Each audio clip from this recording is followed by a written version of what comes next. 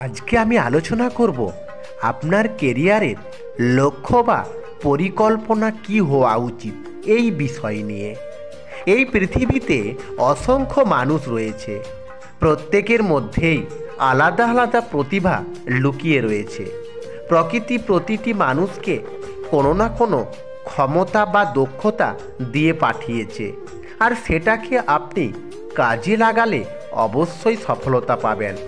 কিন্তু সেটা আমরা করি না। আসলে আমাদের স্বপ্ন আকাশ ছোঁয়া, যা আমরা পারি তা অনেকেই করতে রাজি নয়, আর যেটা আমার দ্বারাই সম্ভব নয় সেটাই আমরা করে থাকি। এটা আমাদের জীবনের সবচেয়ে একটা ভুল। আমরা নির্দিষ্ট লক্ষ্য স্থির না করেই এগিয়ে যাই, অথচ বর্তমানে আমরা প্রত্যেকেই চাই সমাজের বুকে প্রতিষ্ঠিত হতে, কিন্তু তা আমরা অনেকেই হতে পারি না। তার একটাই কারণ, আমাদের লক্ষ্য নেই। মানুষ লক্ষ্য ছাড়া সঠিক স্থানে পৌঁছাতে পারে না। ধরুন, সচিন তেন্ডুলকর অথবা বিরাট কোহলি বিশ্বসেরা ক্রিকেটার, তা আমাদের অনেকেরই জানা। তাদের মধ্যে ক্রিকেট খেলার প্রতিভা ছিল, যেটাকে তারা লক্ষ্য স্থির করে কঠোর পরিশ্রমের মাধ্যমে অর্জন করেছে। তাই আজকে তারা সফলতার শীর্ষে। বিরাট কোহলি এবং সচিন তেন্ডুলকরের মতো আরও অনেকেই প্রচেষ্টা করেছে, কিন্তু তাদের সেইভাবে প্রতিভা ছিল না বা কঠোর পরিশ্রম করতে পারে না, তাই তারা আজ ব্যর্থ। তাই বর্তমানেও অনেকের মধ্যেই কোনো বিষয়ে অসাধারণ প্রতিভা থাকা সত্ত্বেও দু একটা বিষয়কে নিয়েই তারা চিন্তা ভাবনা করে। এই ধরুন, ডাক্তার, ইঞ্জিনিয়ার, বিজ্ঞানী অথবা প্রফেসর হতেই হবে। আচ্ছা, সবাই যদি ডাক্তার, ইঞ্জিনিয়ার, বিজ্ঞানী, প্রফেসর হয়, তাহলে বাকি জায়গাগুলোতে কারা চালাবে?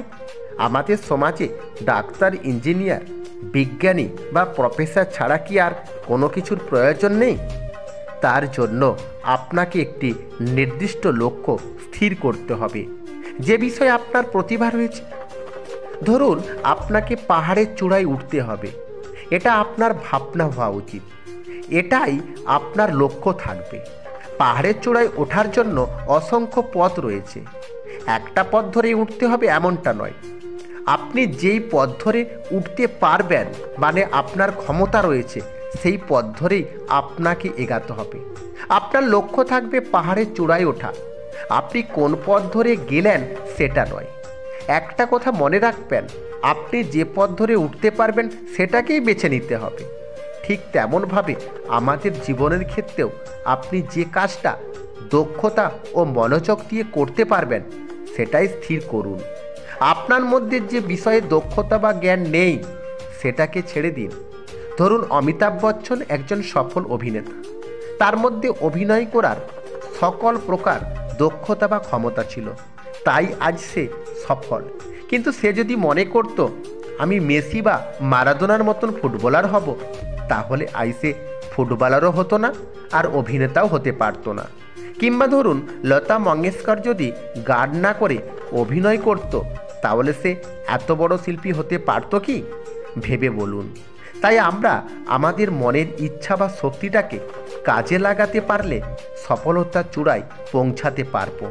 আর যদি ভাবি বাড়ির লোকের ইচ্ছা অথবা বাড়ির লোকের চাপ, কিংবা পাড়া প্রতিবেশী কি বলবে, আত্মীয়রা কি ভাবছে, আমার একটা সম্মান রয়েছে, ইত্যাদি ইত্যাদি ভাবেন, তাহলে আপনার কেরিয়ারে সফল হওয়াটা খুবই মুশকিল। জোর করে কোনো কিছুই হওয়া যায় না। তার জন্য চাই প্রতিভা, দক্ষতা ও বিশেষ জ্ঞান। রবীন্দ্রনাথ ঠাকুর বিশ্বসেরা কবি হয়েছেন তার দক্ষতা ও প্রতিভার দ্বারা। সে যদি সাহিত্য ছেড়ে ডাক্তার অথবা ইঞ্জিনিয়ার হওয়ার চেষ্টা করত, তাহলে সফলতা পেত কি? তাই আপনাকে উন্নতি করতে গেলে সবথেকে আগে আপনার যে বিষয়ে জ্ঞান বা দক্ষতা রয়েছে সেই বিষয়টাকে নির্বাচন করে এগিয়ে যেতে হবে, তাহলে আপনি সফলতা পাবেন। আর যদি আপনার ইচ্ছার বিরুদ্ধে, আপনার প্রতিভার বিরুদ্ধে আপনি কেরিয়ার গড়তে চান, সেখানে আপনার সম্পূর্ণ সফলতা আসবে না, আপনি 10-এর 1 হতে পারবেন না। তাই নির্দিষ্ট লক্ষ্য এবং প্ল্যানিং করাটা জীবনের সব থেকে বড় চ্যালেঞ্জ, সেটাকে আপনাকে স্থির করতেই হবে। ধন্যবাদ বন্ধু, আজকের মতন। ভালো লাগলে ভিডিওটি লাইক, শেয়ার ও কমেন্ট করবেন, আর সাবস্ক্রাইব করতে ভুলবেন না।